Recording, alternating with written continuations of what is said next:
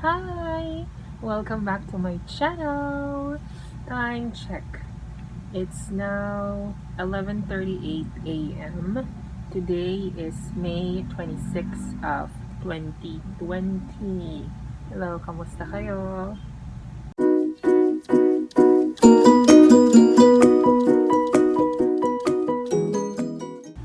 So, ngayon, mag-unboxing ulit tayo. May nakikita kayo ngayong malaking box. In-order ko to Saturday din. And hulaan nyo kung anong in-order ko. Joke! Buksan na natin. Unboxing nga, diba? Para po sa mga bata na nanonood ngayon, pag mag-unboxing kayo at kailangan yung gumamit ng matatalas na bagay, make sure na meron kayong guidance from someone old, like your mother, like your father, your lola, your lolo. Ako hindi ako marunong gumamit. So, ano ba ito?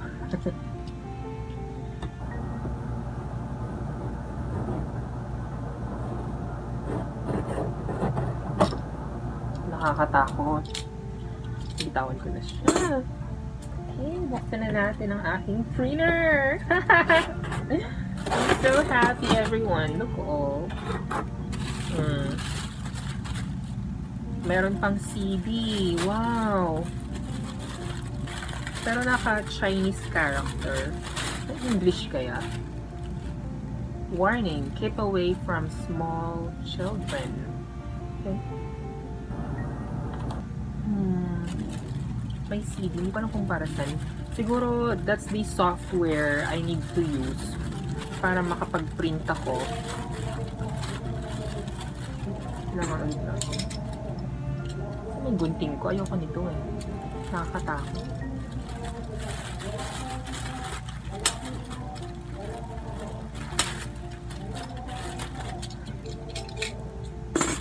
Okay. Ito. This is what I need, yung manual.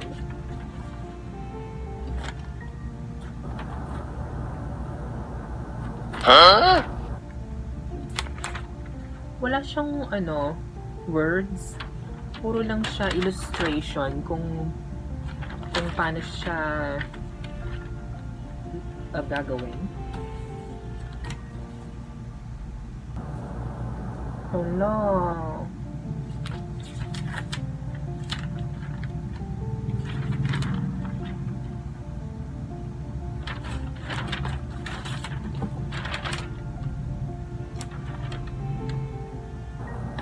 Wala rin siya ditong instruction. Oh no! Anyway, basahin muna natin, intindihin muna natin yung manual. So, sa loob, okay, tanggalin ko daw yung printer sa box. E di tanggalin, no? Ang bigat. Ano ba? Oh. Yung wire niya, yung cable niya, ganun na itsura.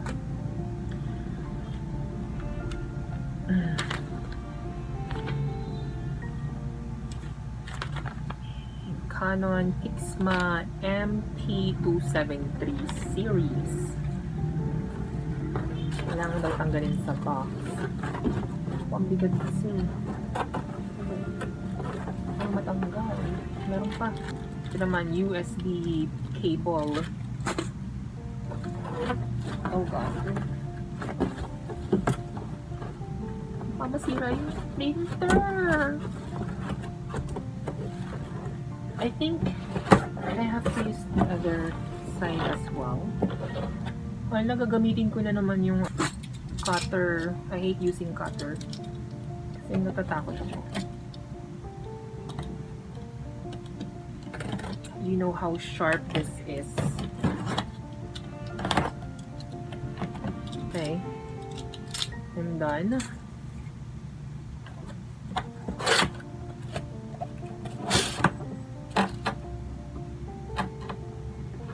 Ano ba? Kailangan ko daw hilahin yung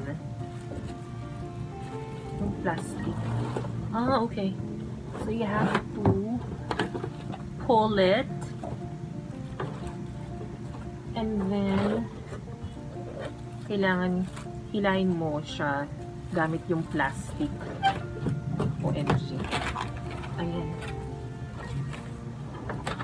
Finally!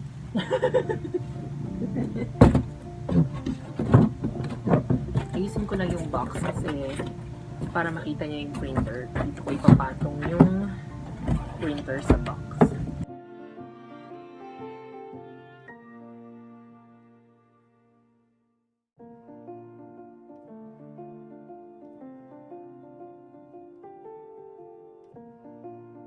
Okay, so tatanggalin na natin sa plastic.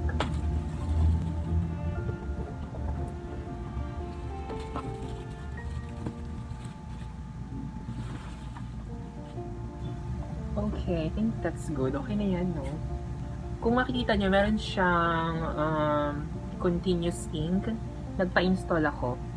Kasi, wala lang. Para mas nakakatipid. Okay, natanggal ko na. Tapos, tanggalin. Oh, may hihila daw.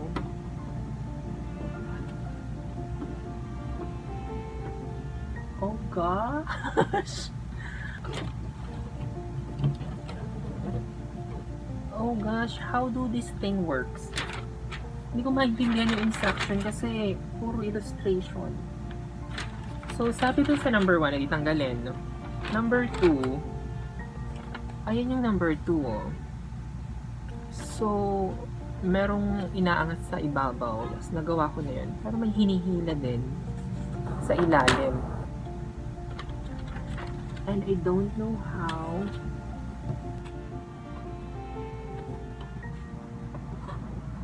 No, siguro kailangan na mag-ilaw.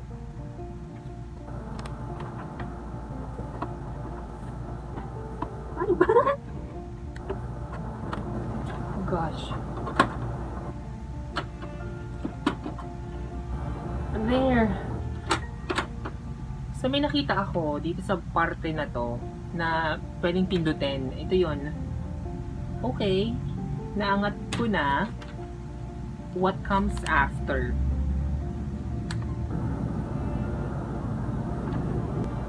Huh? Ano daw? Bakit ko ba kailangang angatin? Hala.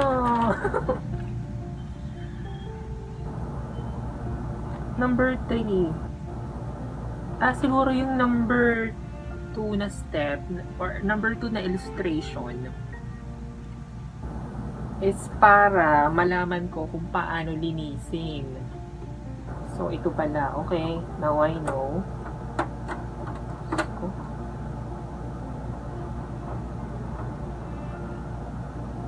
Yung number 3 na illustration, okay, ganun din, binubuksan. Tapos, adjustable yung blue. Okay.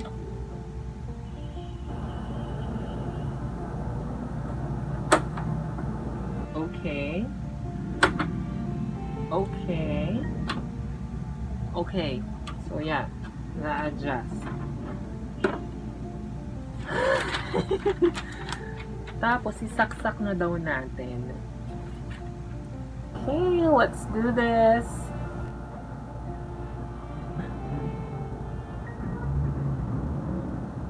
Siguro mas maganda kung nanood muna ako ng mga YouTube videos online kung paano ba ito gumagana. No? Para ready ako. Sige, sa susunod gagawin ko. Okay, extension wire. Ready na ako. Okay, so naisaksak na natin. Text. Okay, tapos may power button sa ibabaw. Okay. Oh, may ilaw. So, gumagana na siya. May reminder. Basta, ayan o. Nasaan na ba? So, ayan, nabuksan ko na. Tapos, may reminder dito. Hindi naman siya umiilaw. Okay naman siya.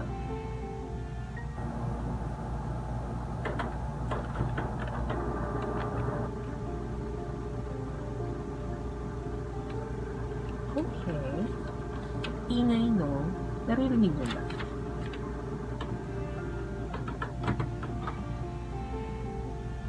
Okay, siguro ano, hindi ko alam kung ano nangyari. So parang may illustration na dito, number 9, ayun, no? Parang maghintay ng 20 seconds bago gamitin. I don't know, kasi illustration lang siya, wala siyang wordings. Okay, so number 5 na. Buksan daw. Doon daw maglagay ng bond paper. Yeah.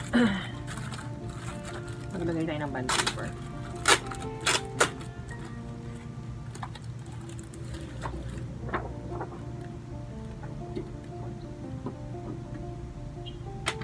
Okay, after maglagay ng bond paper, ay, kailangan na natin gumamit ng laptop. Okay, so nakuha ko na yung laptop ko. Kasi sabi sa instruction number 6, I know, kailangan na ng computer. Tapos kailangan na natin i-install yung CD, no? Yan yung CD. Pagkatapos i-install, pwede na tayong mag-print or kung ano. Ay, ganito palang unboxing. Kung mag-unboxing ako next time, kailangan ko ng mas malaking kwarto. Okay, let's work it. Okay, installation is ongoing. Okay, so it will take 14 minutes to install the software. Magbasa muna tayo.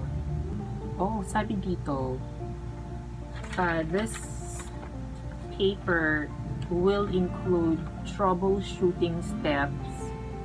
Oo, nakita ko nga yung troubleshooting steps. Tapos sabi din, yung Pixma MP237 series, meron siyang energy saving setting. Ibig sabihin nun, after a certain period of time, magte-turn off siya kusa. O mag-turn off siya automatically. So, I'm done installing the software. At sabi, kailangan daw mailagay tayong wire. Ito yon, saksak from the printer tapos dun sa PC. At pwede ko siyang isaksak sa likod. Okay. Hala, ang ikli ng wire. Oh, hindi pa pala tapos yung installation. Okay, so I'm done installing the software. Sabi dito, mag-test print daw. Okay. Processing, please wait.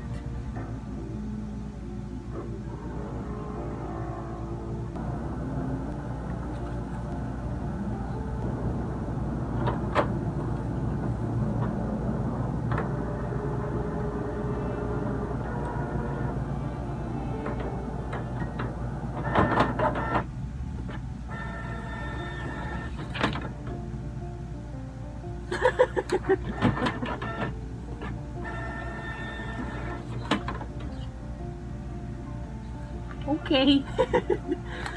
Hindi ko alam kung ano nangyari. Basta pinindot ko lang siya. Tapos ayun na, nag-print na. Nakalagay, oh. Test print. Okay, gumagana siya. Yay! I'm so happy. Sayang, no? Dalawa. I don't know what happened. Gusto ko kasi colored. Ay, ito. Ayan.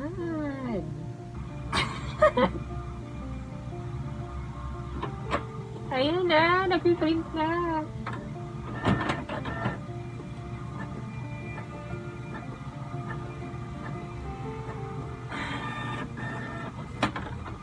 It worked!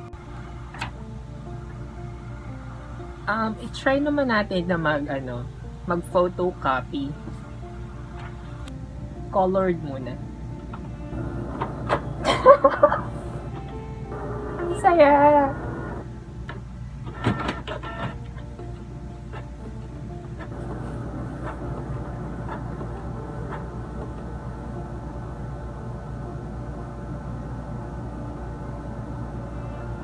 Yay! Tumigil siya!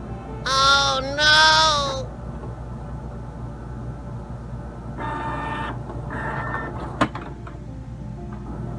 Okay. Try natin gamitin ulit yung original. Tapos, ano naman tayo, photocopy na black and white. Ayan na.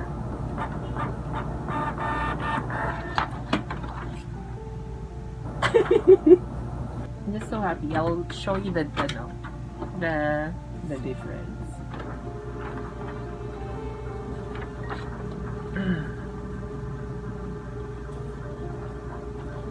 Ayan. Original.